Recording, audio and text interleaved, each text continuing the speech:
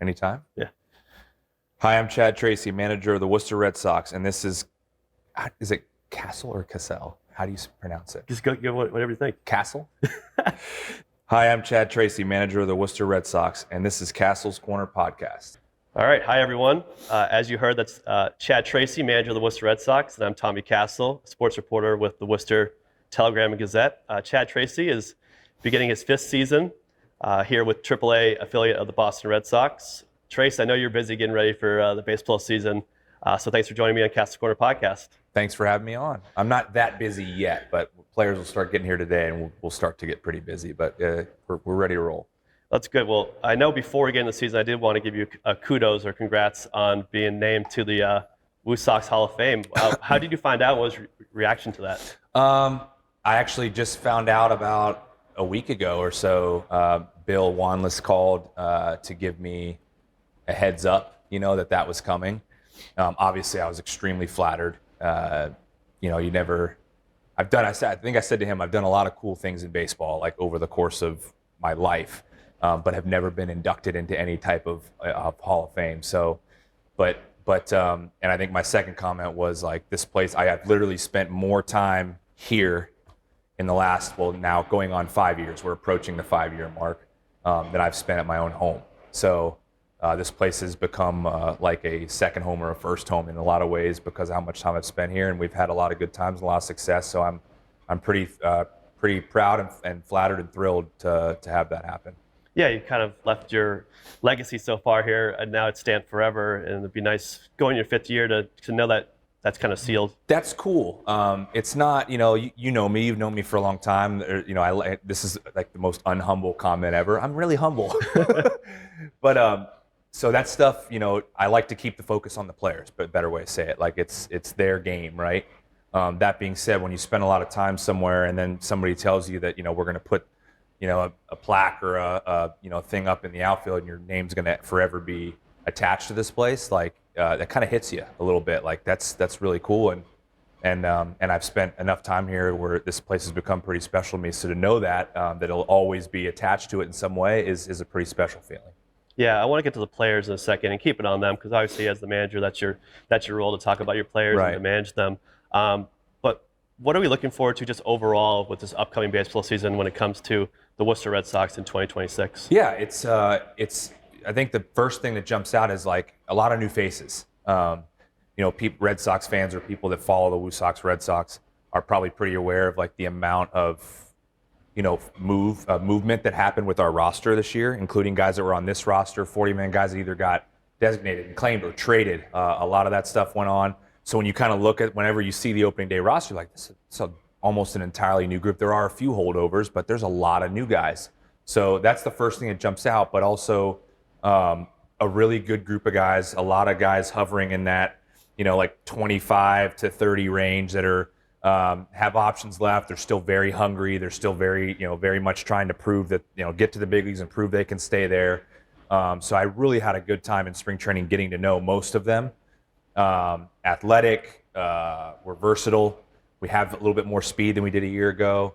And we're fairly deep on the position player side as far as like the amount of guys we have. And on any given day, you feel like you'll have some guys on your bench that you feel like, hey, if we give a few guys a day off and pop these guys in, we're going to be in pretty good shape. So that part's cool. And then obviously, rotation with headliners in it, like Toli, Ubi, obviously what Ubi did here last year. Jake Bennett we acquired from the Nationals. So we have some guys, and then some guys that we have acquired. I think Sycamore will probably be in there. We're still ironing all this stuff out, but so there's some headliner names of guys that we absolutely feel like have a chance to pitch in the big leagues this year in the rotation. So and then a whole plethora of new faces with some mixed in old faces in the bullpen.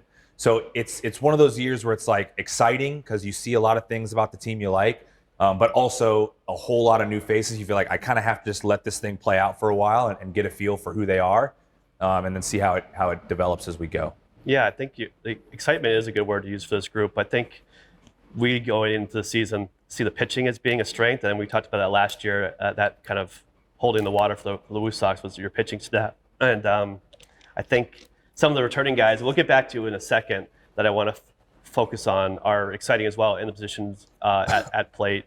But I kind of wanted to, before we get into your current group and spring training, I wanted to make sure people realize that you were a baseball player at some point, right? So can you tell us a little bit about the Chad Tracy Wikipedia page for baseball? It feels like a long time ago. Actually, I've coached now. I think it was last year. There was my official date of like where I've coached longer than I actually played, which is hard to believe because I played almost just shy of 10 years. So when you think about like as of last year, I think it was my 11th year last year. It's my 12th as a coach. Like I've coached longer than I played. So, but yeah, I know my journey was, I obviously played in my whole life, but I played in college and was drafted out of Pepperdine by the Rangers. Spent the bulk of my playing career in a Texas Rangers uniform, coming up through their system all the way from short season. I hit every single level all the way up to Triple-A, and got to Triple-A and spent about half of my career in Triple-A trying to make that last jump to the big league. So a couple years there, was traded to the Rockies. I spent a year in Triple-A there, signed as a free agent with the Royals. I spent a year or almost a year, half a year in Triple-A with Kansas City. And then played the remainder of my career, the last 2 years and a year and a half in independent ball, trying to get back to Triple-A or get back to a chance to get to the big league. So all told, it was just shy of 10 years, long career, and a lot of experience. I did a lot of things. I went to multiple big league camps. I was around big league games. I was in Triple-A at this level that I now manage at for longer than I care to think, when you're trying to make that jump. But I use a lot of that experience of like that journey. I feel like that's most of what, as a manager, like what you use when you're communicating with your players. I think players will tell you, a lot of them will tell you that, when you have somebody as your leader that you feel like this guy's been there, done that, and he's doing everything I'm doing right now, it helps drive the message. So I know what they're going through. I know what they're about to go through. I know what they're going to go through 2 years from now. I've done all that. So that helps a little bit as far as like being able to speak to them from experience. Yeah, I mean, your baseball background is beyond just you too, so we'll get that a little bit later on.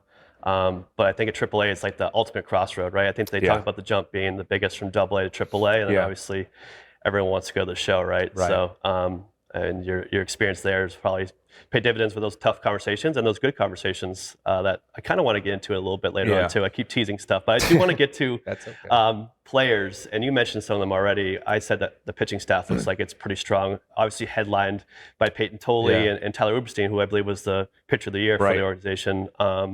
Those are people that excite me in the bullpen, in the rotation and in the bullpen. And then on the field, I'm interested with Mikey Ramirez, the world, Christian Campbell, their development here. There's a lot more players, but I guess for you, and I know this is hard because we don't want to single out anybody, but like, and maybe you can talk in generic form like you just did, but is there anyone in this group that you're just excited to see play again? Well, I always, the names you just mentioned are great just because you're talking about, let's not call them like prospects, right? Like there are a bunch of guys I'm excited about, like, but a lot of them, there's a number of guys that maybe have already played in the big leagues, right? They're not prospects here. They are, but they've played in the big leagues. They've made the jump. But guys like Mikey, Alan Castro, those are younger players that are really going to get their first full season taste of AAA. Even Peyton, so you mentioned those names because like those guys are young. They're promising looking players that are getting their first taste of this level. And you're excited as a manager or as a coaching staff to watch, like, let's see how this is going to play out. This isn't AA, like it's a big jump. And then the next jump's even bigger. So like, let's see how this is going to play out for a 20, because if it plays out well, then you look and say, oh, we got a couple 22-year-olds that are like really good looking baseball players. And that's good for the organization. So those guys are always front of mind for me because it's their first full season here. I remember my first full season in AAA, and you don't really know what to expect. And you're like, how talented are these pitchers I'm going to face? What's this arsenal is going to look like, and how they're going to use it? All that stuff goes through your head. So you always have that front of mind because you want to make sure those young guys that they get settled. I think Mikey will have an easier time of that since he played a month and a half here. But to make sure they get settled and they get off on the right foot is really important. And then a number of other guys that have already played in the big leagues that they're going to get settled.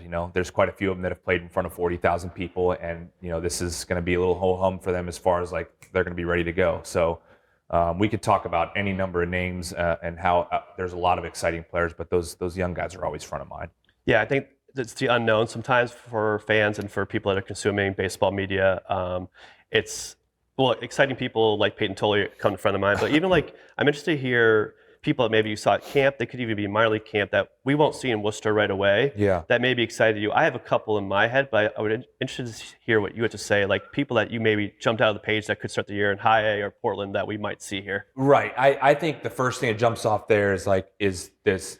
There's guys in the Double-A rotation. And to be honest with you, I can't say that I saw them pitch a ton. I was in Major League camp, and I saw Blake Wehunt throw the ball at the end of camp. He got a start on the Major League side. I was very impressed with that. So I know guys like him. I know guys like Hayden Mullins. Those two guys pitched. They already pitched most of a full season in Double-A. So they're those types, and those were guys that were getting talked about. So they're not far away. And then you got like Holobets and some of these guys that are getting their first taste. Those are some pretty headliner names that I've heard a lot about, maybe haven't seen, but I'm excited in my own head knowing as a Triple-A manager, there is a group of guys down below, because you know as well as I do, like here's our rotation, and it will not be our rotation at the end of the year. Guys will get banged up in the big leagues. They'll need depth. They'll need reinforcements. And when they need reinforcements, then we need reinforcements. And that comes and spills up from Portland. And that's the player development machine as it is. So knowing that there is a group of arms down there that all seem to have pretty powerful stuff that'll eventually, hopefully, they perform well and they get an opportunity here. Those are the ones that come to mind initially. Yeah, Blake Wehunt's delivery is one that I just want to watch on repeat a little bit. I've never seen him throw. I know the kind of year he had. I heard about him a lot. I got to see him throw the other day, and it was good to watch. He's striding almost off the mound, how long his stride length is and how far out he extends. And so those are things as you watch, and you're like, it makes you smile because you're like, whether or not he's with us to start, I don't know. This was a week ago, 4 days ago, 5 days ago. Is he going to start with us? I don't know, but but he's going to pitch there at some point, and that's nice to know. So it was guys like that stand out as exciting. What's it like to have the Babe Ruth back, Mickey Babe Gasper? I love Mickey Gasper, mainly because he can rake. He can really hit. So, but he's also a grade A, 10 out of 10 human being. So when he left, I was obviously very sad, and I've watched him bounce around. I saw him go to Minnesota. Got an opportunity to get up to the big leagues a good bit last year, got his first hit out of the way, and performed quite well in Triple-A. When he was in St. Paul, he performed just like he always does. So having him back and knowing that we got him around and we'll be able to pencil that name into the lineup is wonderful. Also, like just how he is, the person he is, the energy he brings, the positivity he brings, like having that in your locker room is outstanding. Speaking of people in your locker room, my first year here, Ryan Fitzgerald was the mayor of Worcester. There's a new player, Braden Ward, who's being compared to him. A little bit like that. Might be too early to tell, right? But what was it like? There's a big moment in spring training where he got a 17th stolen base, which set a record for spring training. I think he lifted the bag. Yeah, he did. Ricky Henderson the bag. Did you hear Guys about were that? talking about it leading. I wasn't, but I heard players were talking about it leading up because it was discussed. I think when he had like 12. That was the first time it was brought up in the morning meeting with Alex and stuff hey, and this was we're only in the middle of camp. You got 12 already? So everybody was kind of like, this guy's he could break the record. So once it got brought up, I think then the players kind of started joking hey, you won't Ricky Henderson and pull the bag out. Of course he did. So it was cool, but yeah, exciting player. I'm excited for our fan. He's an electrifying player, very, very fast, can bunt for a hit whenever he wants, can steal a base when he gets on whenever he wants. So, and another guy that you look and see, he's really going to get his first full season taste of Triple-A. He spent a lot of time in Hartford last year and jumped up to Albuquerque, but didn't get an exorbitant amount of at-bats at either spot. So, another guy that I know is anxious to prove himself, and he already did with our big league staff with the way he performed in spring training, but anxious to prove himself that he can do this over a full season. So, but a really good dude and an exciting player. Yeah, I think that Braden Ward moment was probably one of the funner moments of spring training, just because it's a guy that that's probably not going to make the Red Sox roster, but he set a record, right? Getting to know new teammates, and obviously brings a little excitement and speed to the element to this team this year. Another spring training moment I want to get to, which I think everyone saw, was the Peyton Tolley USA presentation. I think I saw you cackling in the corner of the clubhouse. Can you just take us through what that was like? I mean, obviously you've known him for a little bit, but just to see him pull it off. Yeah. For those of us that know him, and you know him a little bit. Like that was kind of the expectation. Like I couldn't wait to go in there because he has a one of a kind personality. So yeah, I was in the corner and I was like, as we're waiting, how's this going to start? I was very much like, I can't wait for this to begin because I know it's going to be electric because this guy's personality is through the roof. So he killed it, like just had the whole room buckled over, laughing in tears. It just, but not a surprise. It's Peyton. That's how he is, full of energy, full of life. And he absolutely commanded the room with that performance. So it was very, very, very cool. And I think a lot of us that had been around him were like fully expecting it to be over the top like it was. It was awesome.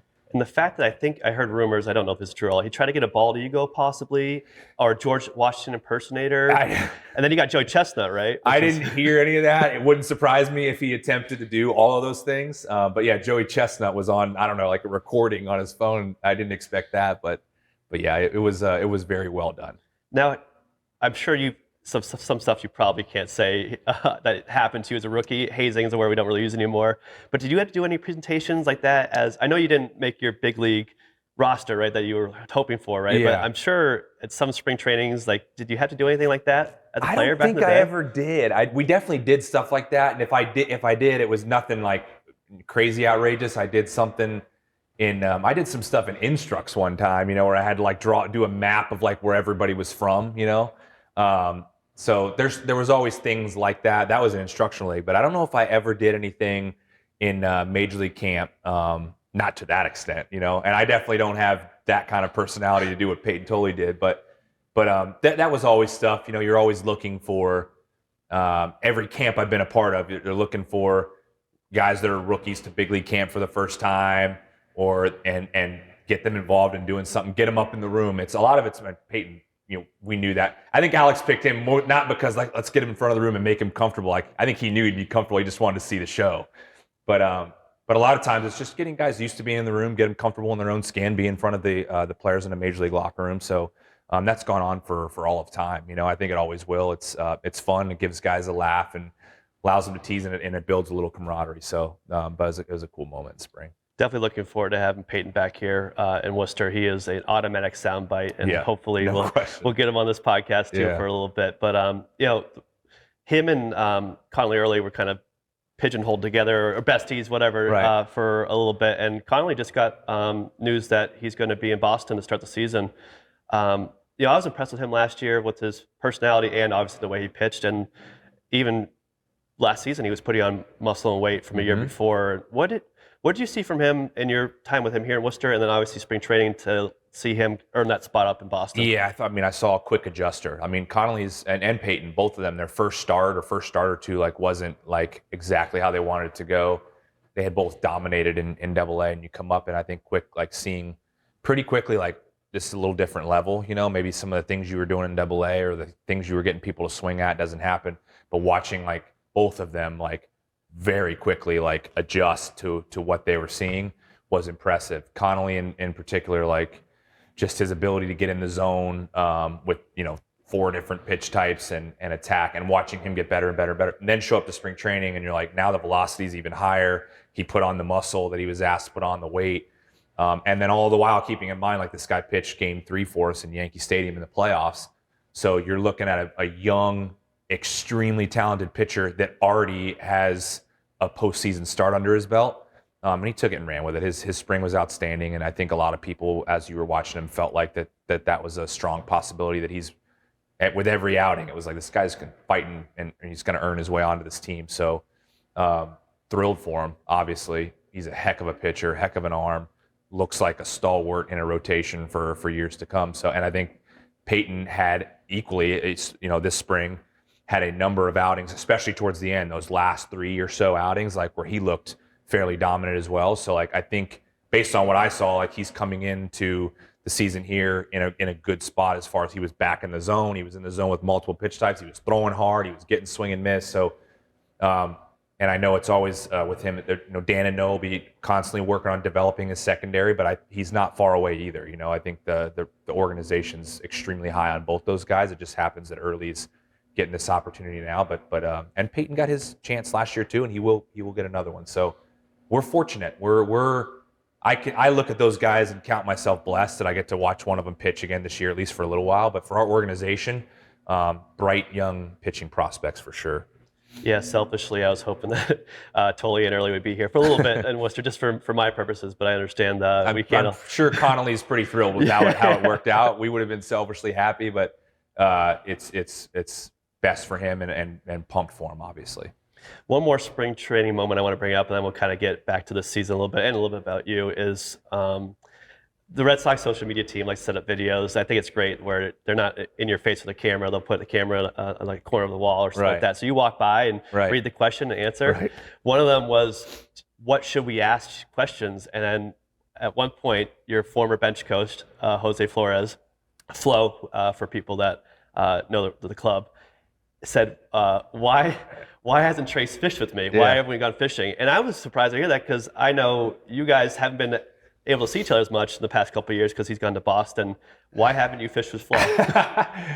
Yes, he's a little upset with me because we didn't. He's like, I think you probably heard as he kept walking at 30 minutes for one day or whatever. So we went once, but love fishing, love Flo. Just this year, like when I left, and like now my daughter's 11 going on 12. My son, there's so much going on at home that I'm missing.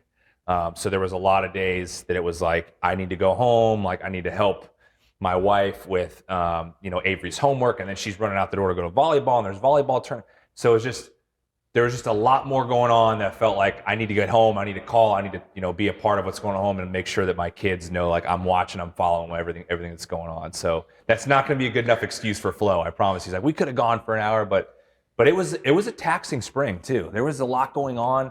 It got hot for longer this camp than it did for a while. So there was a lot going on where it's just like, you know what? I need to go home and kick my feet up and rest a little bit. I'm tired, So long camp.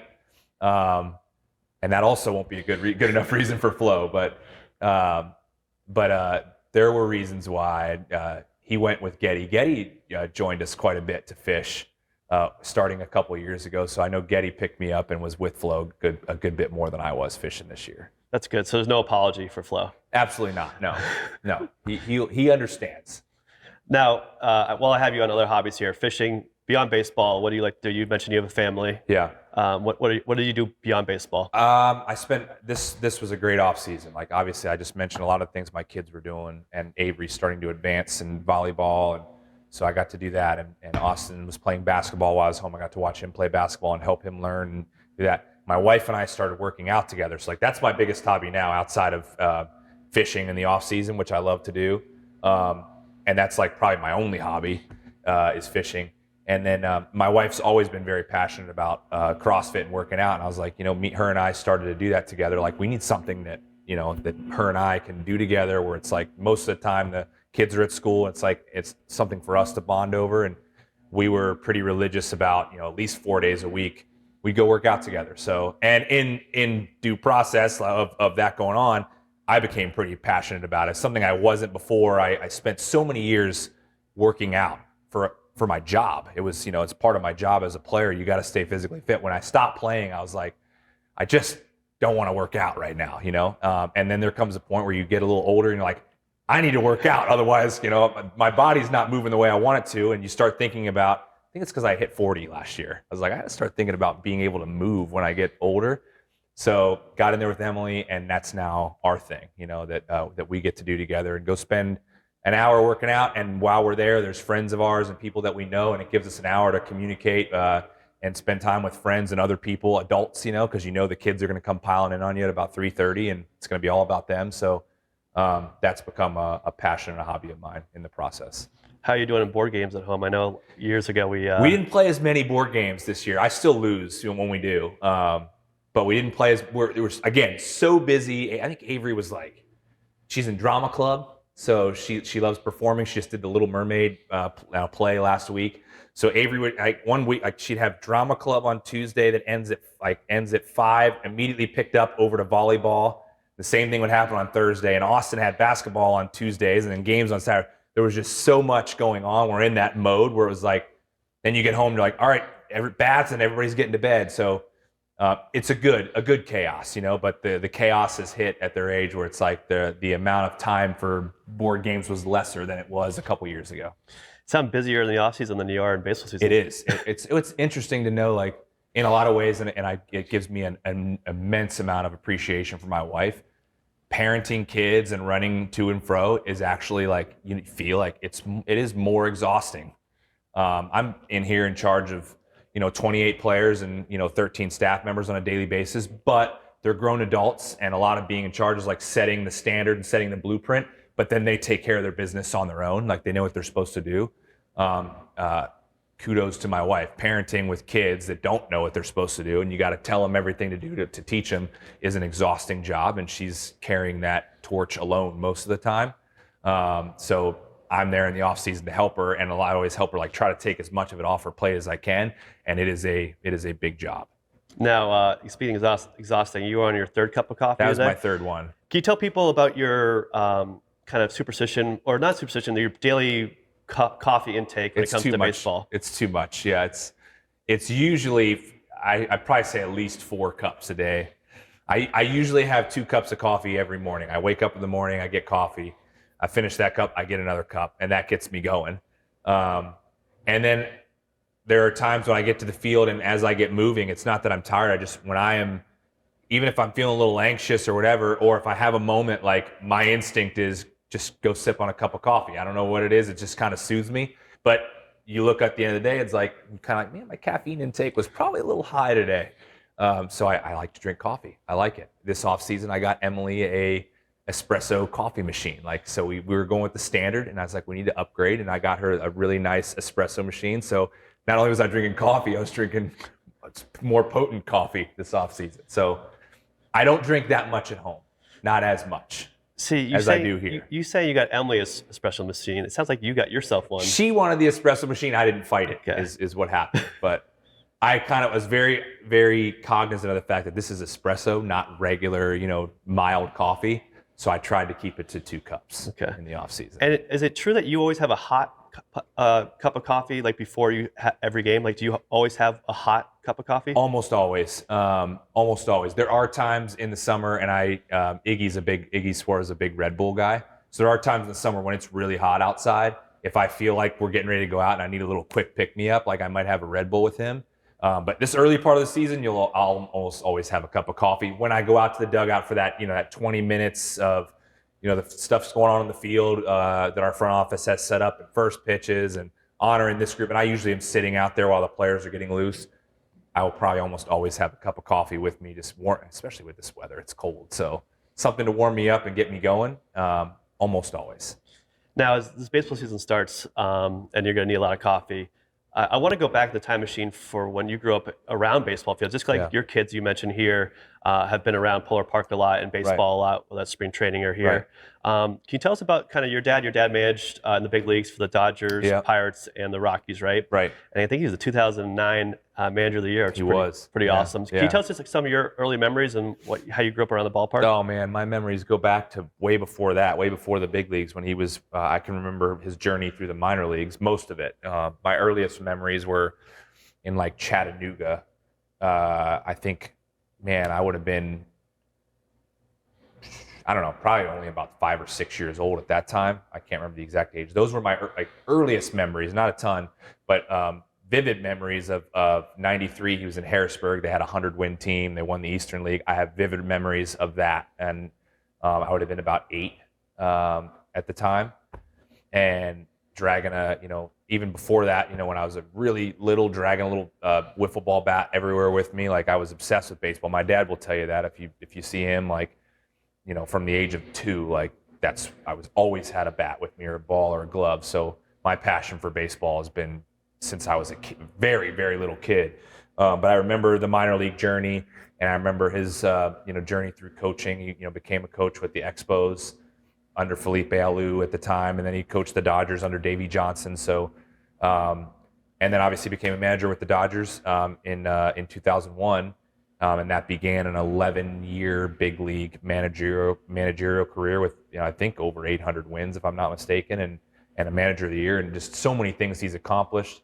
And all along the way, like I ate it up, like I was proud of my dad. I thought it was cool and what he did, and I wanted to learn, and he would tell you that too. I was pretty good about listening and learning. I wanted to talk to him about games after he would come home.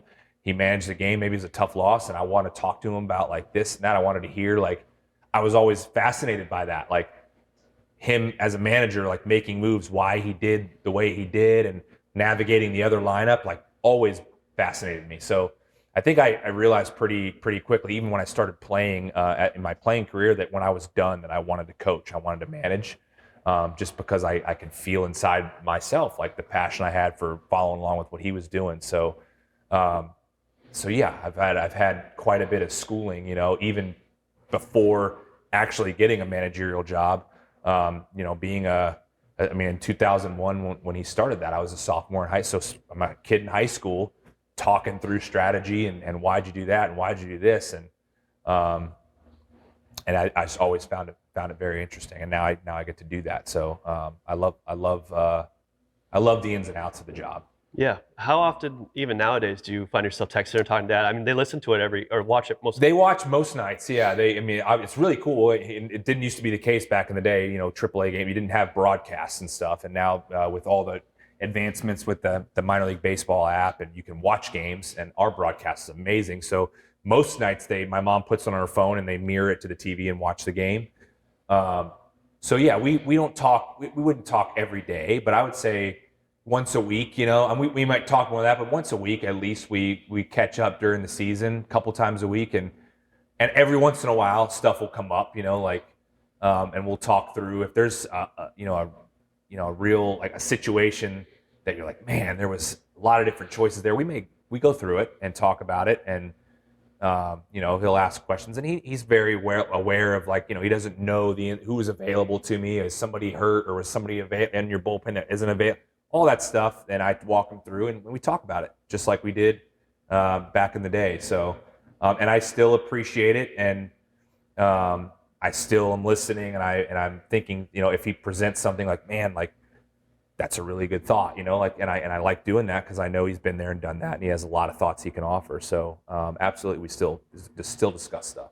It's a good person to have. It's just different, and now I'm the one managing the game, and we're discussing it. It used to be that he was doing it, so it's fun.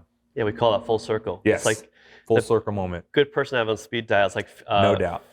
What is it?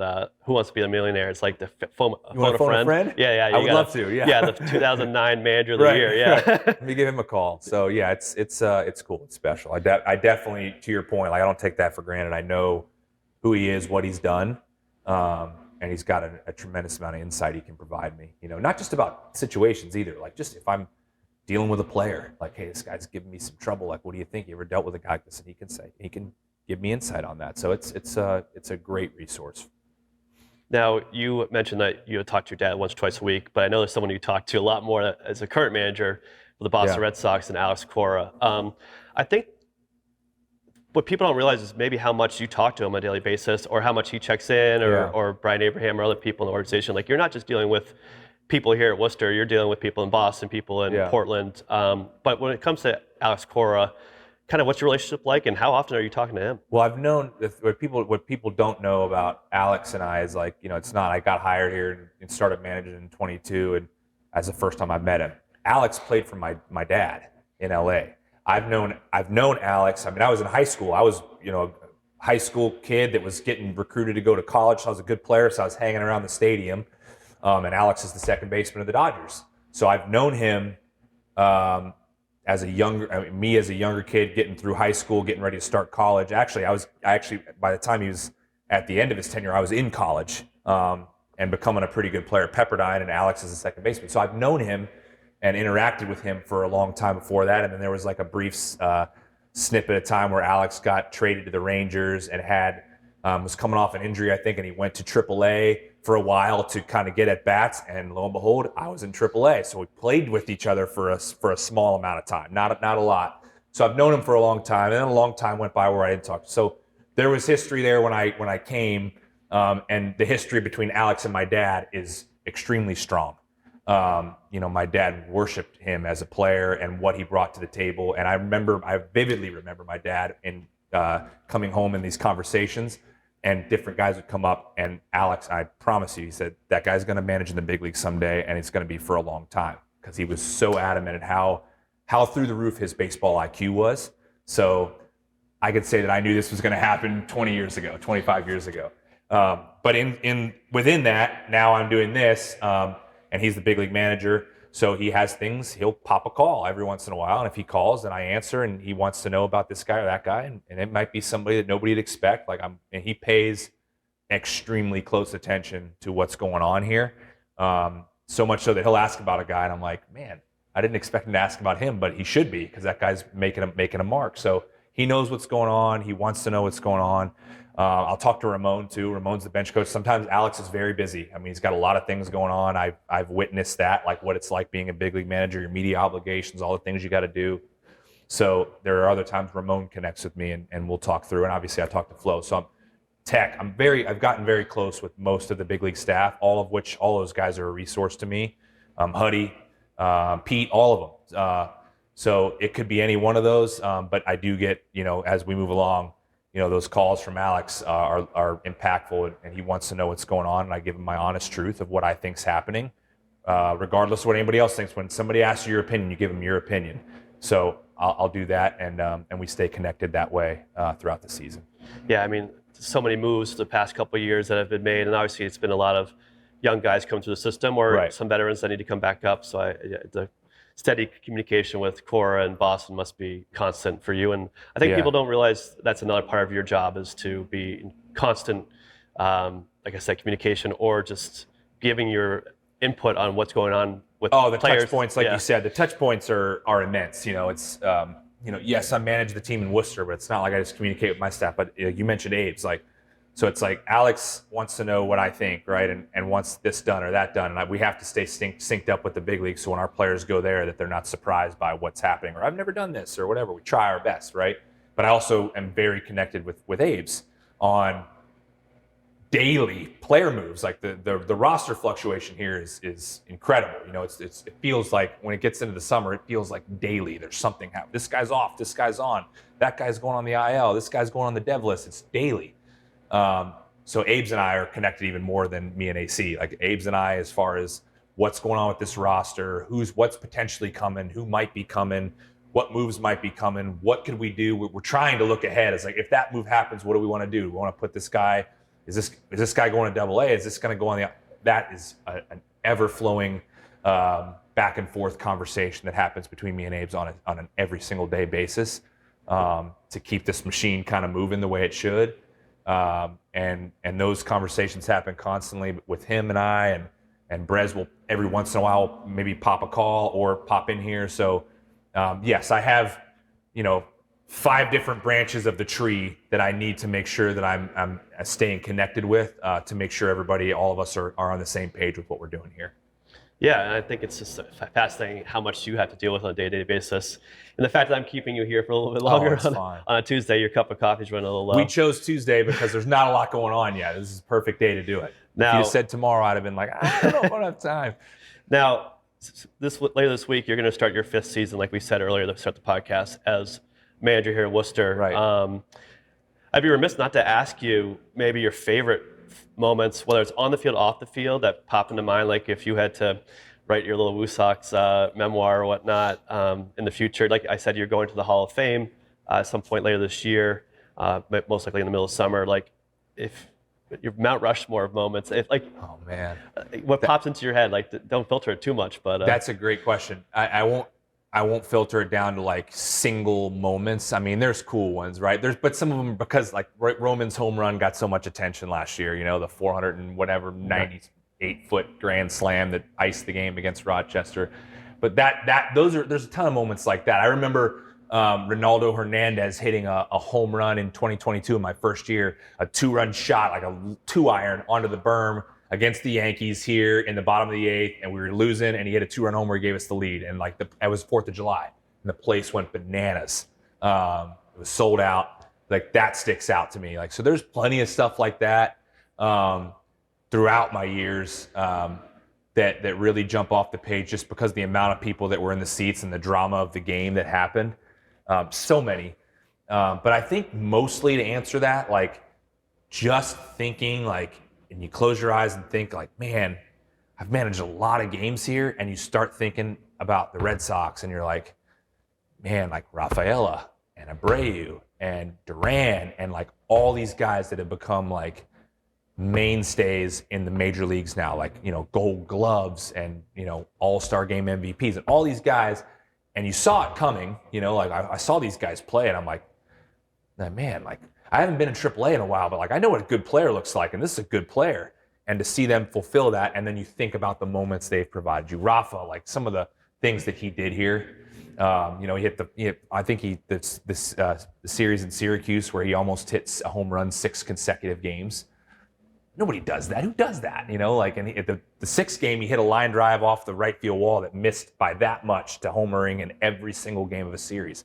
That's incredible. So you see things, Wilyer, right before he left, he had a 3-homer game against Buffalo. You felt it in the dugout, like just throw it in there, he's going to hit it over the fence. I think he had homered a couple times earlier in the week, and he hit 3 home runs against Buffalo. It wasn't long after that he was gone. He never came back.